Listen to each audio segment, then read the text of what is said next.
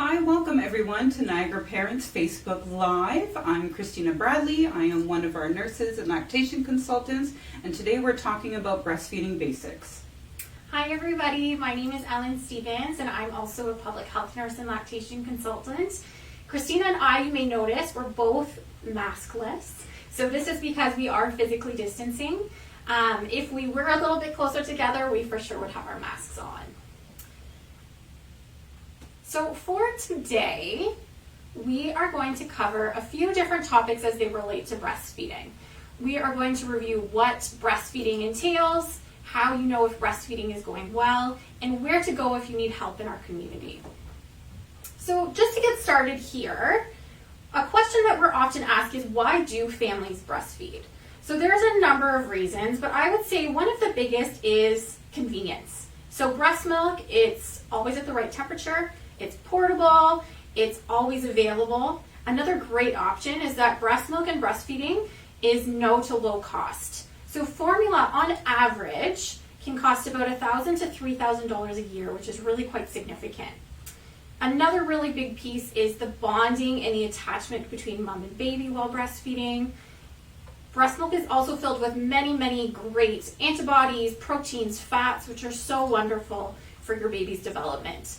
Mom, we also get some benefits for you too, where we see a decreased risk of some breast and ovarian cancers, as well as reduced risk of osteoporosis. Another great thing for a lot of moms is it also helps with some of that baby weight loss after you've had baby. So how does breast milk work? Like, what really happens to our bodies during that time? And it's kind of helpful to think about the insides of your breast looking like a collection of grapes. I know that kind of sounds really weird, but what happens is during our pregnancy, around the second trimester, those grapes in your breast start to make milk. It's really early milk. It's thick, sticky, yellow, and we call it colostrum. Some moms find that their breast might leak a little bit of this colostrum during their pregnancy, whereas other moms find that it doesn't really leak at all. And both are completely normal. Then, after you deliver your baby, what happens is it's all about supply and demand. That yellow, nutrient-rich, thick, sticky yellow milk of colostrum begins to be a little bit more watery and kind of turn into that white milk that we recognize. And every time milk is taken out of the breast, our brain is told to fill them back up again. So whether baby's breastfeeding at the breast, or we need to hand express or pump that milk out, our brain is told, fill up the grapes. And then whenever milk is removed, those grapes squish and send the milk out through the nipples, and the brain is told, fill them back up again. So it kind of creates this little loop, right? Where it's, squish the grapes empty, fill the grapes back up again. And that's why it's really important if for whatever reason you're not able to feed your baby, it's really important to pump during that time, because that's what builds that milk supply, keeping that loop going of fill up the grapes, empty the grapes, fill up the breast, empty the breast. When your baby is also first born, you're going to have this amazing opportunity, families, to spend time skin to skin with your baby. And what's going to happen is they just bring that baby right up to your chest. They end up in kind of like this frog-like position with their legs all curled up, and they just spend time with you skin to skin. Moms, families, just enjoy this moment. After all of your hard work, carrying this baby, delivering this baby, just enjoy this time that you have with your baby. Just being in this skin-to-skin position alone helps to calm them. It settles their heart rate, their breathing, their blood sugars. It helps baby to stay warm. And just doing this alone, it'll help baby's natural instincts to kick in while they'll start looking for the breast and breastfeeding. So after all of your hard work, just enjoy this moment together.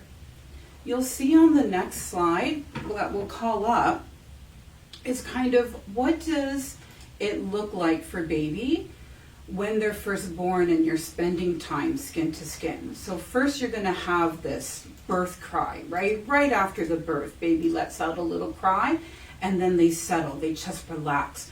Their palms open wide, their eyes close, and they have this moment of relaxation.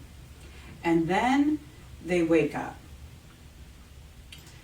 And they kind of will flutter their eyes, they might move their head, their shoulders, stir for a little bit. And then around 8 minutes after birth, that activity starts to pick up a little bit more. They might turn their head to the side and do this thing called rooting, where they're opening and closing their mouth. They might shift around a little bit, and then they'll take a little break. And then the activity starts picking up every more. And some people will say like, oh, my baby's crawling, where they're actually moving their shoulders, their head, their arms, and they're actually looking for the breast for that time. So they're moving around, they're squirming all over you and crawling and moving about, and eventually they'll make their way over to the breast. This can take up to 45 minutes before they even find their way over there. Then they might begin to lick and taste and grab, and they might feel for the breast and feel for the nipple, and that's just getting them familiar with their place of food. Then they might start to suckle and actually have their first meal. This can be about an hour after they're born. Then they'll fall asleep and rest. So skin to skin time after your baby's born can take up to an hour, hour and a half, maybe even 2 hours. And it's just this amazing bonding experience for the two of you to enjoy. All right, so we did get a question from our viewing audience, and it's in regards to pumping. So following this piece that I'm going to cover with you, I will touch a little bit on that, and we'll make sure we get your question answered. So looking at how to hold a baby when breastfeeding, and what does that mean? Positioning can often make or break a really good latch. So if we look at our baby, Susie, we also have a breast with us here today. So one of the biggest things we want to ensure is when baby is coming onto the breast, little Susie here has a really nice wide open mouth. If she's coming onto the breast with a small little mouth, she's going to be slurping and sucking in that nipple, and that can lead to pain. So you may or may not have heard of other moms that have experienced pain with breastfeeding, and usually it comes down to latch. One of my favorite breastfeeding positions is something that's called the cross cradle hold. And I'm going to work through the cross cradle positioning with you now to review some of those key pieces to ensure that you get a good latch. Holding baby in the cross cradle position, I'm going to have Susie's bum right in the crook of my arm.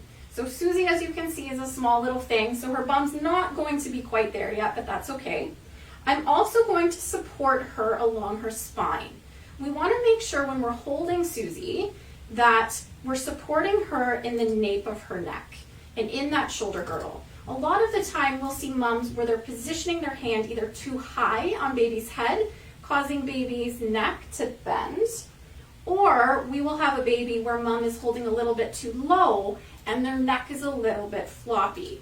So if we think about ourselves even as adults, when we go to drink something, we open up that throat area. It's very, very difficult to drink anything with our heads and our chins tucked to our chest. So now that I've positioned baby, we're going to take a quick peek at our breast. So looking at this breast model here, you'll notice the larger breast tissue and the darker area here as the areola, and then right at the base there, our nipple. When baby's coming onto the breast, we want that really nice wide open mouth. A really great way to do this is to tickle baby's lips with the nipple, and that stimulates what's called the rooting reflex. When a baby is rooting, they're turning their heads, they're looking to latch to food. And as Christina had mentioned with skin to skin is a great way to encourage this in our babies. Baby's now nice and tight to my tummy, tummy to mummy. That bum is tucked in nice and close. And I'm going to line baby's nose up with my nipple. This allows me again to stimulate baby in that rooting reflex so that he or she will have a nice big wide open latch. If you're experiencing any pain with breastfeeding, we always recommend that you seek assistance, whether from your public health nurse, your physician, your midwife. We want to make sure that you're feeling comfortable. A really good way to think about this is if you have a rock in your shoe. You're not going to keep walking with that little pebble in your shoe that's causing you discomfort. We're not waiting for your foot to develop a callus and kind of just carry on with things. Breastfeeding is very much the same. We want to nip that issue in the bud so that you're having the best feeding relationship with your baby. All right, so if we go back to our breast, something that is really beneficial, especially in those early hours after birth, is hand expression. So I'm going to show you on our breast diagram or breast model here how to position your hands. If you take your thumb and your first finger and create them almost in a bit of an L, bringing to the breast just underneath the areola. Once you're onto the breast there, you're going to form into more of a C or a U shape, and you're going to press into the breast and roll your hands forward. Hand expression is a great tool to help stimulate your breast milk production in those early days. It's very helpful as well if you have a sleepy baby or a baby who may not be rooting and opening their mouth right away when you're trying to latch. A little drop of breast milk is very sweet, and that also stimulates baby's senses. Your baby knows your breast milk. So the breast is a really neat environment for babies where they're able to actually smell their mom's milk. So they can pick out their mummy amongst a whole bunch of mummies because that scent is unique to you and unique to your baby. Now, with our question regarding pumping, really what we would suggest, and I think Christina would probably have the same suggestion from this angle, is when you're looking into a pump, there's a number of different pumps that are available on the market, and they all kind of meet different needs. What we normally will suggest is to wait until you have baby and determine what your pumping needs will be at that point. That way you're not purchasing something that you may not necessarily be using to its full capacity, or you've purchased something and now you need to rent or you need to look into a different pump. So we will usually say, wait and see how things are going. Hand expression is a wonderful first step to really get your milk flowing and to collect your milk. Something too that the hospital staff, they'll help you do in those really first early hours. One of the questions that we had just come in was, while waiting for milk to come in after birth, is colostrum enough to feed baby, or should this be supplemented with formula? That colostrum, this is a great question. Colostrum, that, like I said, that's like that thick, sticky kind of milk, meets all the nutritional needs for that newborn baby. Your newborn's baby's tummy is so small, maybe around the size of a cherry, that it only takes a couple of sucks and swallows to fill that tummy up. It doesn't take a lot of time to digest it and then for baby to be hungry again. So again, we want to continue to have that regular, frequent feeds where we're, meeting baby's needs, but they do tend to have these little small meals of that colostrum. And then around day 3, day 5, that's when our milk changes to that more mature, white, watery type of milk. And then that's designed to meet the needs of a 3 to 5 day old baby and later. So what's cool about our milk is that it's always changing. Our newborn milk is different than our 1 week old milk, which is different than our 6 month old milk, which is different than our 12 months old milk. It's always changing to meet the needs of baby. There was another question as well. Any advice to help stop biting while breastfeeding? Have unsuccessfully tried unlatching upon biting method, and he does it every time he feeds.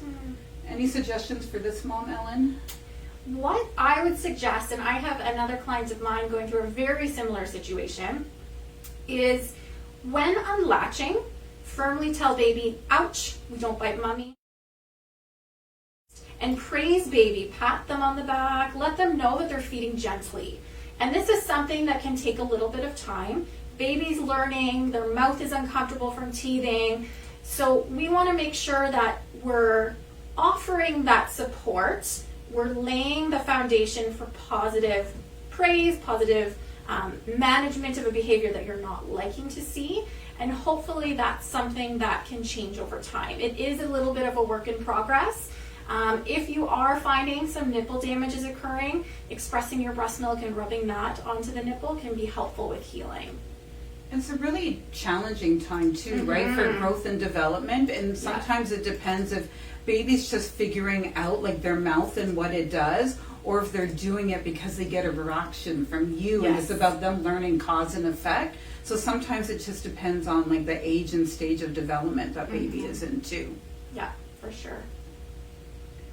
Can you please talk about latch issues with oral ties? What do you do if there's an oral tie and if it's not released right away? Laser versus scalpel on oral ties. So I believe this might be a question around like lip ties or tongue ties, which is like a thick piece of skin, which we call frenulum, where the lip attaches to the upper gums or your tongue attaches to the bottom of your mouth. So typically that would be assessed by a physician, midwife, nurse practitioner, pediatrician, any healthcare professional, to take a look as to whether or not that frenulum can affect the way that the baby latches at the breast. So they are assessing for the movement of the tongue. Can it move left, right, up, down? What happens when baby cries? Sometimes that can interfere with breastfeeding and make it uncomfortable with mom. What's great about our hospitals here within Niagara and our midwives is that's something that they frequently do assess for in newborns and have those early conversations with families. So, how can you tell if your baby is hungry? If you guys can please comment on what some of those indicators are, we'd be happy to hear what you have to share with other moms on how do you know when to feed your baby.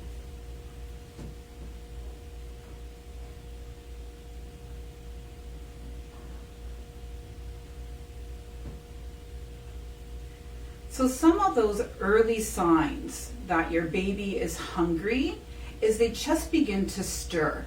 They have really closed, tight fists, right? They might stir their head from side to side. They get a little bit restless. That is like an early sign that it's time to get ready and bring baby to breast. They do another thing that's called rooting. We talked a little bit about that earlier, where they turn their head to the side and they go like this. Kind of look like a little bird. They might take their fist and bring it to their mouth and start licking and sucking on their hands. Those are all indications that it's time to feed baby. If your baby is red in the face, they're crying, they're really agitated, then we've kind of missed the boat a little bit. That's like, come on, hurry up. Like, I'm hungry here, do something. That's when we really need to maybe calm down baby first before offering the breast. Because let's face it, if you're that upset and you're crying, do you want somebody shoving food in your mouth? No. Like, probably not, right? No. So it's the same thing with baby too. If we can answer those early cries or those early stirring, that's when they're calm, relaxed. You're more likely to get that nice big wide open mouth that Ellen was talking about, compared to when they're all crying and upset and they might come on with those really pursed lips. Another piece that I find really helpful for moms is, like Christina was saying, when baby is red in the face and they're frustrated, baby is not going to want to latch to the breast, to a bottle. The best thing to do is hold baby skin to skin and give them that time to calm themselves. It can be very defeating as mom when, your baby is exhibiting some of those feeding cues. You're trying to latch baby, you know she's hungry, and she just won't latch. So give yourself, each of you, that time to just resettle and regroup and then come back to the latching.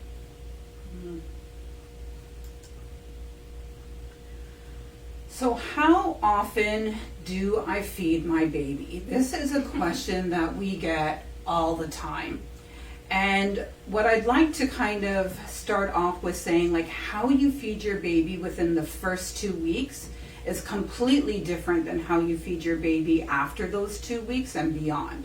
So it's really normal for your baby after they're delivered that they drop in weight. So every baby loses weight within the first 24 hours. The goal for feeding your baby is to get baby back to that birth weight or discharge weight by the time they're around 2 weeks old. So we do that by responding to these cues. Whenever baby's showing that stirring, those fists, the side to side, the rooting, we want to feed our baby. Sometimes you have these really tired, sleepy babies. That could have been from medications during labor, or they might have jaundice or something else that's causing them to be a tired and sleepy baby. We want to make sure that babies are fed at least 8 times within a 24 hours.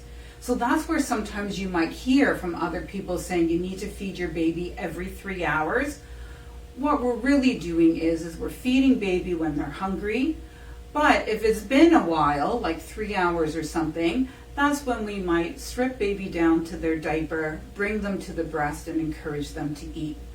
Once they're past that birth weight, then we don't have to follow the clock as much. You're just feeding baby when they're hungry.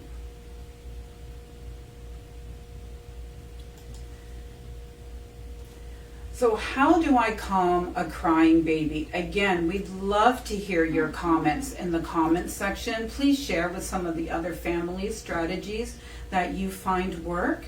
Ellen's already mentioned a great one. Just spending that skin-to-skin time with baby can really help them to relax. But we'd love to hear what some other families do as well. Some moms I know try like crying and not crying, singing for a crying baby, or dads might be rocking and swaying with them. Are there some other ideas that you guys have to share with families? Or Ellen, do you have any One as well? of my favorites that I've seemed to have good luck with is holding baby and just patting their bum gently. For whatever reason, newborns seem to love that gentle bum pat. So that's kind of my go-to. Mm-hmm. We have another question as well. If baby is sleeping at night in the first week, are we to wake them up every 2 to 3 hours? Another great question. Mm-hmm. So again, if they're not back to their birth weight, we want to make sure that they're getting those 8 feeds in within a 24-hour period. So that could look different for a lot of families. Some babies will eat every hour and a half, every 2 hours, and they'll be eating quite consistently, and then they might take a break for 4 hours. That could happen at night, it could happen in the day, but we want to make sure that there's really good swallows at the breast and that they're drinking at least 8 times. So if your baby's eating about every 3 hours, or they're really sleepy and need to be woken up, I would wake them up in the night if they are sleeping past 3 hours to make sure they're getting enough meals in to get back to their birth weight.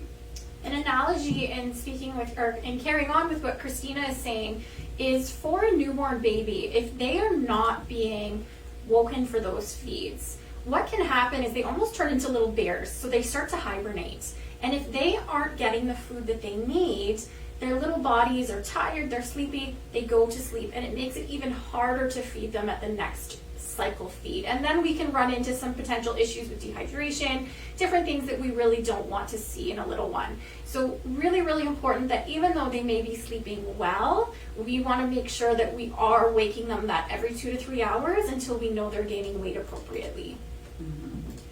So then that leads us to the question, like, how do you breastfeed a sleepy baby? And again, that can happen for a variety of reasons. Yeah. So sometimes just undressing them, right? Exposing them to like the room and air temperature. That way they get a little bit cool, just feeding them in their diaper. What's great about when you're breastfeeding is, and really, our breasts are awesome. So they will heat up and cool down to make baby comfortable. So even during those colder times of the year, we'll be able to keep them nice and warm while they're figuring out how to eat. Rubbing their backs and their legs, stroking a finger between their, cheek and their ear, talking to them. Doing what Ellen showed earlier, some of that hand expression so that they can smell your milk and lick it and taste it can sometimes perk them up too. So trying some of those things to really keep them awake and alert, tickling them on the bottoms of their feet, just rubbing a little finger along that. All those sorts of things can kind of help to wake up that sleepy baby and get those early calories that they need. Okay, so we're going to get into a little bit now about breast compression, and this differs from hand expression that we covered earlier. So just as a quick refresher, so that there's not too much confusion between the two, when we're hand expressing the breast, we're placing our fingers in that U-shaped hold just under the areola, and we're squeezing and pushing back into the breast, rolling forward and releasing. So that action is going to bring milk to the tip of the nipple, and it can take a number of expressions before you do see those droplets. So don't be discouraged.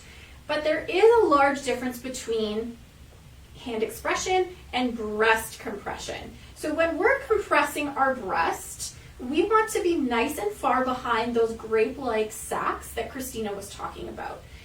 The best placement of your hand is up close against your chest wall. So for ladies, if you think about when you're wearing a bra, you want to be nice and far back towards where that underwire may be sitting. We want to be behind all of those grape-like ducts so that when we are compressing the breast, we're increasing the pressure behind those grape-like sacs and we're pushing milk down to baby's mouth. If we're a little bit too close to the areola or to the nipple, or if we do a bit of a milking sort of idea with our thumb, if you picture those grape-like structures and you think of them as well as almost straws, so those straws are carrying milk down to the nipple. The nipple has multiple different openings and milk can spray in all sorts of different directions. If we are compressing those ducts and we're compressing those straws, we're actually impeding the flow of milk. So baby is not getting quite as much milk as he or she could if we were compressing nice and far back against our chest wall. When baby is on the breast and breastfeeding, we want to really be mindful of the swallows that baby is giving us. So this is something that is so important to feel confident in when baby is breastfeeding, because this is our biggest indicator outside of pees and poops for how much milk is baby transferring. We've had moms that'll come into clinic and say, my baby's breastfeeding for 30 minutes on each breast, things are going great. So Christina and I may watch that feed, and when we're looking at baby's milk transfer and how often they're swallowing, there's very little transfer of milk happening and lots of suckling. So if anyone does have questions regarding how to observe a swallow, you're unsure, please feel free to reach out to us here at Niagara Parents. We have a number of really great video clips we would be happy to share. Speak with your midwife, speak with your nurse in hospital, and they can help point that out to you as well. So when we are considering the swallow, when swallows are starting to slow in a baby, that's when breast compression becomes super, super helpful. When those swallows are slowing, we want to increase that pressure to push any of that extra remaining milk down to our baby. And this brings us into our next slide here, where we're talking about offering both breasts. At a feeding, we start with our first side, we let baby drink and suckle. Baby's now getting a little bit sleepy. Breast compression is a great way to encourage that baby to keep sucking. Now we've done our breast compression, baby's still a little bit sleepy. What we would recommend, take baby off of the breast, bring baby up skin to the chest, offer a burp. Baby may or may not burp. It's very normal in a breastfed baby for them not to burp because they're not taking in air like they would with a bottle. Once baby's had her burp, we're going to now switch her to the second breast. And like Christina had said earlier, breasts are really cool. When you're feeding off of one breast, your opposite breast is actually filling with even more milk. So that second side that you're offering to baby has more milk than when you started on that first breast. By offering both sides, we're giving baby that opportunity for lots and lots of great milk. Switch nursing is also wonderful for your milk supply. The more stimulation that your breast gets, the more milk that your body is going to produce. You can switch back and forth 2 times, 100 times, it doesn't matter. It's great either way. So your baby will be accessing really, really great breast milk through that switch nursing process. So Ellen, we do have a question from Jessica. So when do you even consider being low supply versus it's just being cluster feeding? That's a really good question. So I'm going to cover a little bit about cluster feeding first, just so there's a bit of a background on what that means. When a baby is cluster feeding, they may be coming to the breast every 30 minutes, every hour and a half. Normally, we will see more of a cluster feed starting in the late afternoon into the evening. The reason for this is a biological piece that's instilled in our bodies and in our babies' bodies. Our breast milk changes, as Christina had mentioned, over the course of a 24-hour period. Early in the morning, our breast milk has more volume to it compared to in the early afternoon and into the evening, where our breast milk actually has a higher fat content. And what causes that change is the removal of breast milk. In the evenings, when a baby is said to be cluster feeding, he or she may be coming to the breast more often and for shorter bursts of time because they're not necessarily getting as much volume, but the trade-off is they're taking in more fat content. Something that is really cool is if a mom was to pump and you were to take a look and see, here's my milk from 6 a.m. versus my milk at 10 p.m., the settling of fat in each bottle will be quite different. So that's a really big reason for a cluster feed. If we're seeing a baby, on the other hand, and we're concerned about low milk supply, that baby may be coming on the breast and we're not seeing a whole lot of swallowing. We're not seeing great output necessarily, and we may also be seeing some issues with their weight gain. So there's a number of pieces that as lactation consultants we take into consideration to kind of build that clinical picture and work with mom a little bit more about what in fact are we seeing. Is it traditional cluster feeding based on time of day, or are we looking at something a little bit more in regards to a low milk supply? Perfect. Thanks, Ellen. Great. We have another question from Angelina, who says hello. So hi, Angelina. And your question was, my baby is 4 months old and just started sleeping 4 to 5 hours at a time. Awesome. That's great. And actually has slept through a whole night this week twice. Should I be waking up and pumping? I've always exclusively breastfed and I slept myself an 8-hour stretch, but woke up feeling very full. Just wondering if I should be waking up to pump or if my body will adjust. That's a really good question. It is a really good question. So our body will naturally start to adjust based on our baby's needs. So if your baby is starting to go through these 4 to 5 hour stretches, take advantage of that. Get the sleep that you need during that time. If you're waking up and feeling very full, you might have to do a little hand expression or do something to soften the breast so that baby can latch and get that nice deep latch, just in case your breasts are feeling very hard. But if you've had a regular, milk supply that has met your baby's needs up until this point, your milk supply will adjust for these longer stretches of time during the night. So and enjoy your sleep while you can. Enjoy it for sure. Okay, so getting back here to kind of putting together the whole breastfeeding picture. When we are bringing baby to breast, our first go-to, as we mentioned earlier, is we want that nipple to baby's nose. And something that I often will encourage moms to, and we do get a lot of questions about this, is what about a breastfeeding pillow? What I have found is in those early days, if you can bring baby to breast independently, so that you're really focusing on that tummy to mummy, it's a really good way to set the foundation for that good latch. Christina, I'm sure, can also speak to this, where we've had moms coming in and they're actually bringing themselves to baby. Or baby will be laying on a breastfeeding pillow or a bed pillow, and mom again will be bringing herself to baby and experiencing low back pain, shoulder and neck strain. So these are all things we don't want. So getting familiar and getting comfortable with that dexterity of physically bringing baby to the breast is ideal, especially in those early days. Little Sally here, I can't tuck her bum in nice and tight, but keeping that diaper area right here in the crook of your arm is a great way to help ensure that we're nice and lined up, we're tummy to mummy. And you may notice that Christina is actually holding her baby in a different position. What position Christina is using is called the football hold. And where this hold gets its name is if we're running down the field with a football, you've got it tucked in nice and tight under your arm. Really, with this position, nothing changes from what we're discussing, the nipple to nose, the tummy to mummy. I'm thinking of something else. Baby's tummy is still nice and tight to mummy. Sometimes we'll say baby's tummy to mummy's tummy in this position. We are still tummy to mummy, it's just on that side aspect here. Always bringing baby's nose to nipple. We don't want baby to be too high on the breast or too low on the breast, because both of those can impact latching and lead to some pain and discomfort.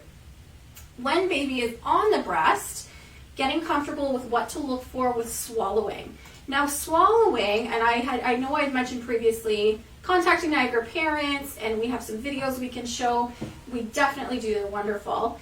Another thing that parents will often look for or listen for is a soft ka sound. If you listen to yourself swallowing a glass of water, we kind of make a sound like that. And it's that nasal sound as we're swallowing. That's something we can look for as well to give us a bit of an indicator if baby is truly swallowing at the breast. But if you're ever unsure, we always recommend have somebody look at that feed, even if things are going well, to give you that reassurance and those tips and pieces here and there to make sure that your breastfeeding journey is as comfortable and as enjoyable as it should be. Breast compression, once baby is not doing a whole lot of swallowing, we want to start compressing the breast nice and far back. So looking at Christina here, you'll notice baby's face is lined up with the breast, but Christina's hand is nice and far back, closer to her rib cage, which is exactly what we want to see.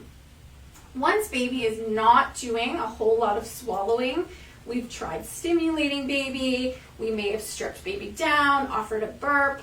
Let's switch to the opposite breast. And that cycle we can carry on and repeat as many times as needed. So sometimes what we'll say is breakfast, lunch, dinner, dessert. They may go back and forth 4 times, and that's totally okay.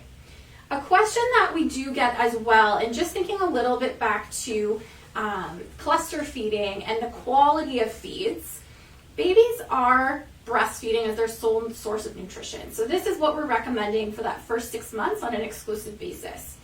Babies are not necessarily going to have the same feed every time they come to the breast. If we think about ourselves as adults, we may have a glass of water here, a nice big lunch. We're not feeling quite as hungry at dinner, so we're going to have a small bite to eat. Babies are very much the same. As long as baby is doing some really good swallowing, we're seeing lots of pees and poops, those wet and dirty diapers, and we're seeing weight gain, those are our key indicators that things are going well. And we'll get into that a little bit more as we go along. So we have another few questions, Ellen. One being from Angelina again. She has another question about that football hold. So she's always fed her baby in the football hold position. He's 17 pounds now, 25 inches long, so it's getting uncomfortable during doing this position due to him being so big now. Yes. Any recommendations? I've tried other positions, but when I do, I find my nipples get very, very sore. Oh, I'm sorry to hear that, Yes. Angelina.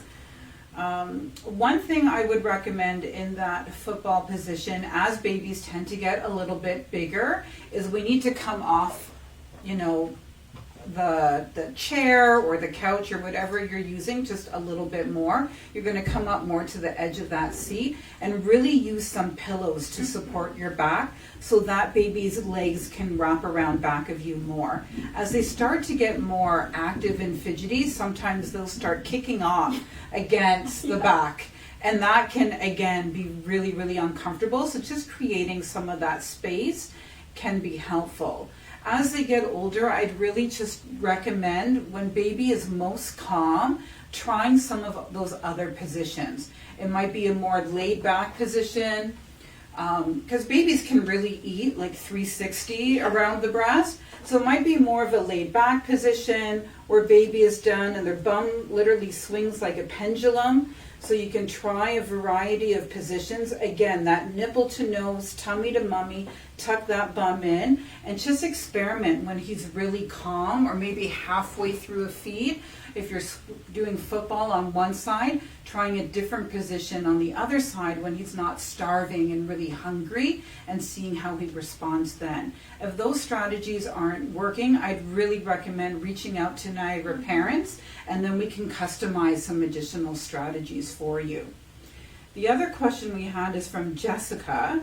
When I feed my baby, his face, neck turns red and blotchy. It goes away by the time I'm done feeding. It doesn't happen with every feed. Is this normal? Is my baby just sucking too hard, or is it something else? So what I would say in this situation, when baby comes to the breast, it's nice and warm. It's a cozy environment.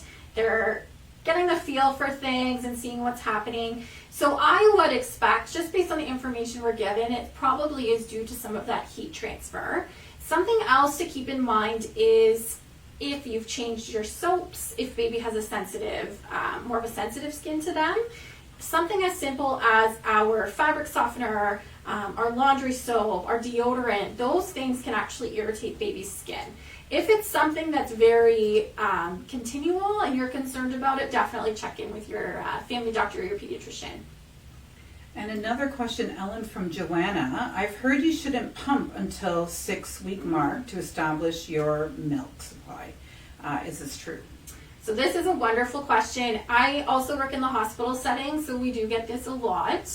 With pumping, there's a number of reasons why we would be pumping. If a mom is experiencing a low milk supply, pumping is a great way to supplement that stimulation. And we may encourage pumping right off the bat. Another situation where we'd be pumping right early on is if a mom has an infant that may need hospitalization, or mom herself may need hospitalization, is separated from baby. We want to ensure that her breasts are getting the stimulation that they need in order to continue producing milk. With breastfeeding being so supply and demand based, if we aren't demanding that milk supply, our body's natural response is going to be phasing out that milk. So pumping for sure, everybody has different reasons or direction as to why they may be pumping, but there's no hard and fast rule about when to start pumping. Thanks. We're going to shift the conversation a little bit now to the second night after baby's born. And I'd love to hear some comments from some of the families that have joined us that have older babies to see how they coped with the second night. So for those that haven't had their babies yet, I just want to let you know the second night is awful. It might be the third, it might be the fourth, but typically it is the second night and you will be up all night. We're not too sure why this happens. There's a lot of theories about why this might happen, but you've also just gone through childbirth, you are exhausted, and your brand new baby has decided to stay up all night. So how are we going to cope with that? What are we going to do? Skin to skin, right? Just really, truly hold your baby, love your baby. If they're showing those signs that they're hungry, you might be offering that breast very often. It might seem like every hour, every 2 hours. Sing to them, rock them. You will get through this second night, just like all families have done before you. It's going to be tough, it's going to be hard, but you're going to be able to make it through. It's not an indication that you have a poor milk supply. If you're seeing those swallows at the breast, just keep going, you'll get through it, and you'll make it to the next day. Kind of a neat piece of information, and it may just be myself that finds that it's neat, but where the whole second night discussion came from was a nurse. She was actually researching what was happening on a postpartum unit. So back in the day, moms were admitted to hospital for a much longer stretch than they are now. And it was found that babies around that 48-hour mark, whether it was at 2 a.m. or it was at 2 p.m., when they reached that 48 hours old, all of a sudden they woke up and they wanted to suckle at the breast, they wanted to be cuddled, they wanted to be held. So this is where the second night kind of got its oomph to it was through this research that was done. So this was many, many years ago, but there was a nurse that was very interested in why this was occurring. So that's where some of that research came out of. Thanks, Ellen. I didn't Yeah, know that. yeah. See, even I'm learning something new too. All right, so this next slide here, we have an image up for you to look at, and this is one of my favorite images to show a new mom. I tell moms bookmark it, print it out, rip it out of the book, put it up on the fridge, somewhere that you can see it, because this is really what we go to really characterize and ensure that babies are growing and developing in those first couple of weeks as they should be. Our first line up on the top there that you'll see is how often should a baby be breastfed. So what that first section is showing is it every 2 hours? Is it every 3 hours? Kind of what we got at earlier in the presentation where we talked a bit more about every 2 to 3 hours, 8 to 10 times in 24 hours. Once baby reaches their birth weight, then they have a little bit more control over when they want to feed. Right underneath there is baby's tummy size. Now, if you picture a small cherry, and that's the belly size that we're seeing in a baby between 1 and 2 days old. So it's really quite small. And nature is a really cool thing where our body, in making colostrum, we make really small volumes of colostrum. Our bodies know that baby's tummy can only hold a really, really small amount of fluid. And it's roughly between 5 and 7 mils. So it's a very, very small amount. Babies, however, will happily guzzle down a bottle of, I've seen babies in that newborn stage take up to 60 mils or 2 ounces, and the poor little things, they vomit it all back up because their tummies just can't hold that volume. As they start feeding a little bit more and they're growing, and again, in line with mom's milk production and the production of mature milk, their tummies also grow in size. So now they're able to hold a little bit more milk. So we're looking at along the lines of the size of a walnut. So we've gotten a little bit bigger in those first few days. Between day 3 and day 5 postpartum is when mom's mature milk is going to come in. That transfer of milk is going to increase, and we're going to now see baby's tummy size increase to accommodate now that larger volume of milk that they'll be taking. So if we look towards the end of this chart, you'll see at about a month, baby's tummy size is about the size of a small to medium-sized egg. So huge growth between day 1 and the end of that first month. With their wet and poopy diapers, the first 4 days of life, we want to make sure that baby is having the same number of wet or pee diapers as they are in days old for the first 4 days. So on day 1 of life, in that full 24-hour period, we want to see 1 wet diaper. On day 2 of life, 2, and so on. And something that will get asked a lot is, my baby had a wet diaper at 1 o'clock in the morning today, and she didn't have a wet diaper again until 9 p.m. Is that okay? We're on day 2. She had her 2 pees, so we're good. But if she was only having 1 or 2 pees on day 4, then we would be a little bit concerned as to why is that happening. By the time baby's about 4 to 5 days old, we should be increasing their wet diapers to about 6, anywhere from 6 to 8 in 24 hours. If he or she is having more wet diapers, wonderful. That's great. We just don't want to see any less.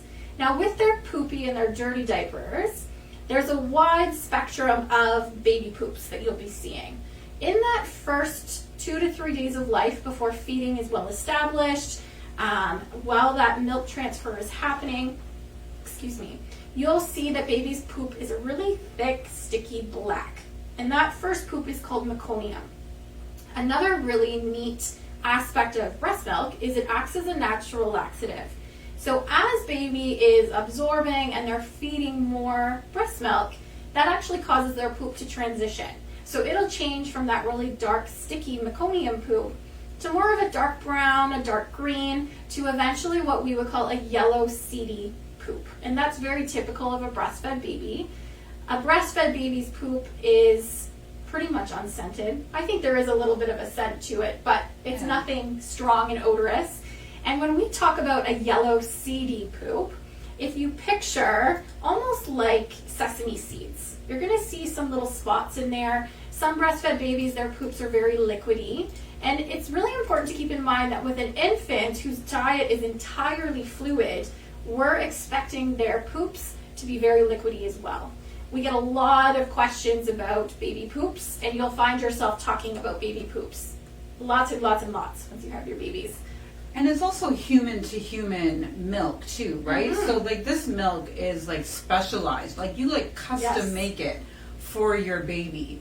So it's going to be really good and effective at digesting all of those components. So there isn't always all of that waste, and it causes those watery kind of diapers. Yeah, it's really amazing how the body of both mom and baby adapt.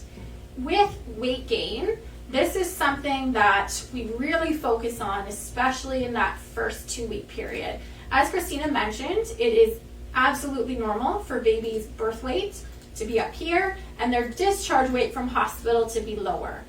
We are very mindful of that, and there's a number of reasons that this happens. So baby is no longer receiving maternal blood supply, which can increase their weight.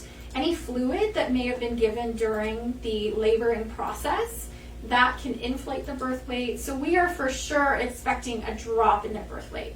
What is really important is that by day 14 of life, baby has at least regained their birth weight. There's some babies that regain their birth weights very quickly, and there's other babies where they're working at it a little bit more and they're hovering around that 2-week mark. As long as they regain in that first 2 weeks, everything is great, and then you'll be monitored at a bit of a different interval compared to when they're a real newborn.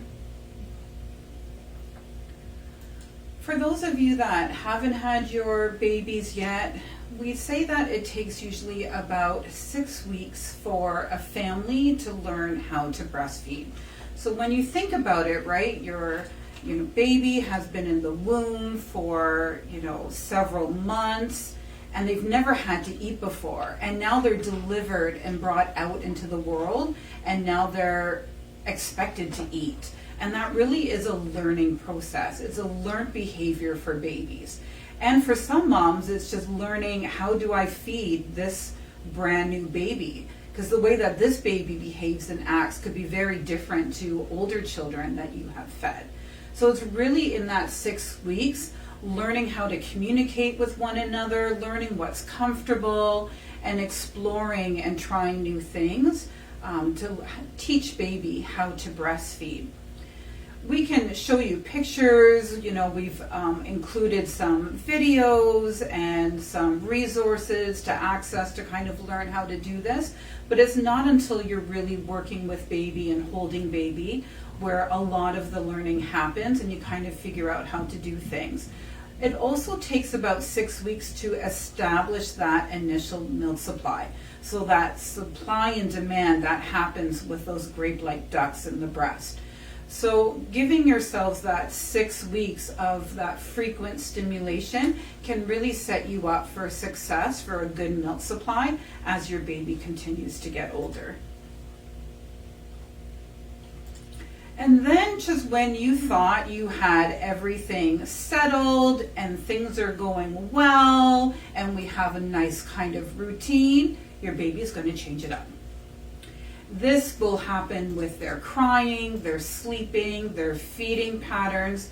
It is completely normal. Sometimes this might happen when baby's going through a growth spurt because they need those extra vitamins, minerals, calories to help them grow and get bigger and get longer.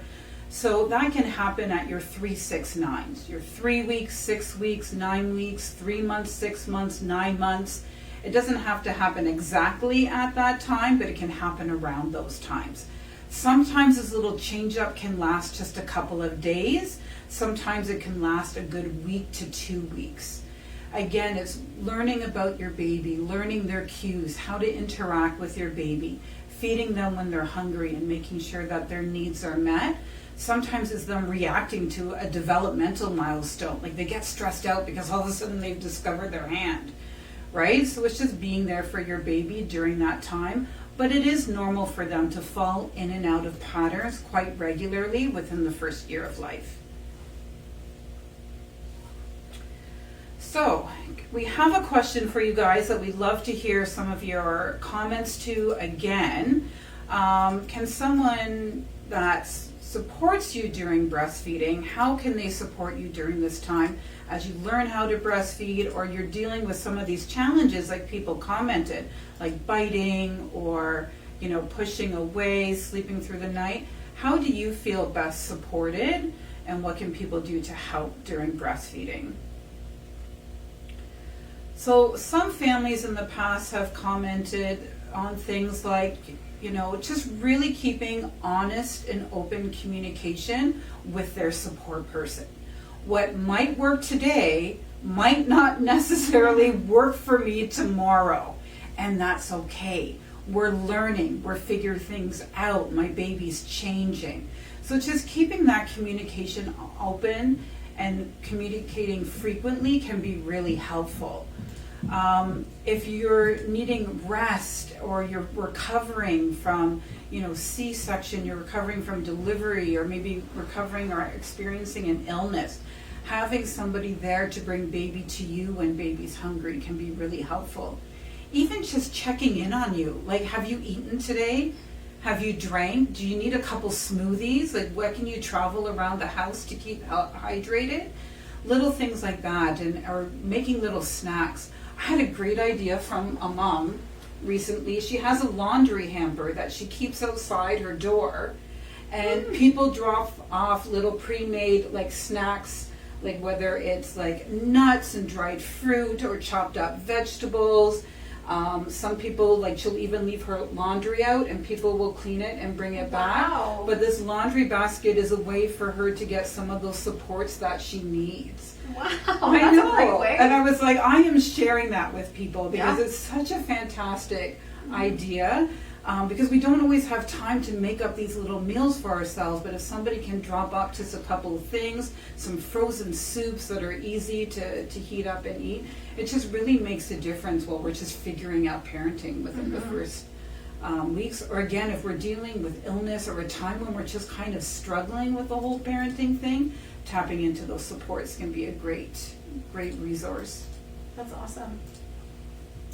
So just to wrap things up a little bit here, we want to make sure that everyone is aware of when and where to go should you need help with feeding. We're very lucky in the Niagara region that we have lots of feeding supports, so we want to make sure that everybody knows where and when to access them. From a breastfeeding perspective, if you're experiencing pain, so any pain at all with latch, please reach out to us. There's a number of reasons why a mom can have pain. Sometimes it's the smallest little tweak, and we've heard from moms saying, like, I wish I came here so long ago because it's so much better, just with a little change in positioning or a referral on to another specialty if needed. If mom is experiencing a fever, now what we're looking for with the fever is our thought process goes off to, are we experiencing a possible mastitis? And how can we treat this? How can we refer mom on to make sure that she's well supported and answer any questions that she may need while she's going through that process? If baby is not having enough wet or poopy diapers, they're slow in gaining weight, or if you just generally feel uncomfortable about breastfeeding and you're not sure, are things going as well as they could, or I think things are going great, but can you still check them out? We get a lot of moms calling and visiting us for that as well. So please reach out. We always advise moms, give us a call or live chat with us at Niagara Parents. This is a number that you can reach Monday to Friday between 8:30 and 4 p.m. And we are happy to help encourage and recommend the services and the supports you may need. So right now during the COVID-19 pandemic, our breastfeeding clinics are closed in person. However, Christina and myself are two of the lactation consultants that you may be paired with, and we offer phone support, virtual support, home visiting as needed. There's lots and lots of really great options for you. We've really changed up our services to make sure we're meeting the needs of our moms. If you're having a breastfeeding question or you're not sure about something and it's outside of our typical business hours or it's on a weekend, Telehealth has a breastfeeding information line as well that you can access. And that's just a really good number to have on hand regardless. Should you have a question, it's midnight, you don't know who to talk to. Google can be a bit of a scary thing. You don't know what is showing up or how I can't even think of the word, not truthful. Accurate? Accurate. How accurate some of that information is. So telehealth is another place to access the advice from a registered nurse 24/7. So another a great resource we have here in Ontario. And here in Niagara, we also have active latching leagues, which is a place for breastfeeding families to get together and support one another and share their experiences. So even just taking a look at them is another great way just to connect with other moms and talk about some of those unique situations for you. Perfect. Well, I think we'll move on to questions now. If there's any last questions coming through. We do have one, and it is, what does breastfeeding look like after 1 year? That's a good question. So we just spent a lot of time talking about how often a young newborn baby breastfeeds. For an older baby, and mom may be returning to work or going back to school, breastfeeding is not going to be as frequent as every 2 to 3 hours. We may have some babies that may go to the breast in the morning when they wake up, at bedtime. Some moms, when they do return to work or school, they may pump while they're out and about and have that milk to provide for baby at home. There's lots of ways that we can still encourage and promote breastfeeding even after some of those big changes. But typically after 1, baby is eating, table foods, very similar to what we would be eating at a mealtime. So breastfeeding is more of a supplementary at that point. Because the feeding, relationship that you have with your baby really changes a lot in that first year. So breast milk will meet all of your baby's needs for the first 6 months of life, with the exception of vitamin D. So being in Canada, we're not really out a lot and exposed to the sun, especially during the winter months, which is our main source of vitamin D. So breastfed babies do need that regular vitamin D daily supplement in addition to breast milk. Then at around 6 months is when we start introducing some of those iron-rich complementary foods. Foods that babies can grab and pick up and start to feed and eat themselves. And like Ellen said, slowly over the month, the more that they take table foods begins to increase, and then they tend to drink less from the breast milk. At around 9 to 12 months, we start introducing homogenized, or that 3.25% milk, really great fatty milk that helps with that brain development. So by introducing all of these foods, that older baby, it looks really different. Health Canada recommends breastfeeding up until 2 years and beyond if that's what works well for your family. Any suggestions for breastfeeding while teething? Poor little thing. It's always so sad. It can be so long too. And a lot of, where Christina had mentioned, a lot of that change where things are going really great with feeding, and then all of a sudden those teeth are starting to come in and baby is irritable, their little gums are inflamed. Keeping them as comfortable as possible in between breastfeeding, letting them have a teething ring or something to chew on. Just in keeping with this question, we do get a lot of questions as well about an older baby that's distracted at the breast. And with teething, that can be another reason for some of that distraction. So some moms will wear almost like a necklace or put a little toy in baby's hand to help keep them focused on the feed without the squirming and the action that may be occurring as well. So with teething, it's a lot of, comfort measures and cuddles and really encouraging that time where they're feeling good and they're feeling safe. Yeah, you might find that the feed is a little bit disjointed too. It's not a nice feed, burp, switch sides, burp. There might be some pulling on and off the breast during that time, and it's just staying with that, like Ellen said, make sure that they're comfortable and looked after during that time. Yeah. And that's very similar to with that disjointed feed. If a baby is unwell or if a baby is experiencing some nasal congestion, their feeding will often be impacted. They may want to feed more often for a lesser period of time. So that's something that's fairly common and that we would expect with any sort of a respiratory or congestion issue. Well, that's it for questions on, unless there's anybody else that has anything. We just want to thank everybody for joining us today. It's been a pleasure coming into your homes and sharing, and thank you for your questions. Yes. They were great, and a lot of them we hear from other families, so thank you for asking those so that we can answer those from other families. Please feel free to reach out to Niagara Parents with us. You can Facebook message us, Twitter message us. There's lots of ways that you can get connected with a nurse, and we're more than happy to help you with any type of parenting questions that you might have. So on behalf of both of us, thank you so much for joining us today, and maybe one day we'll meet you in person. Yes. Thank you. Thank you. Bye for now.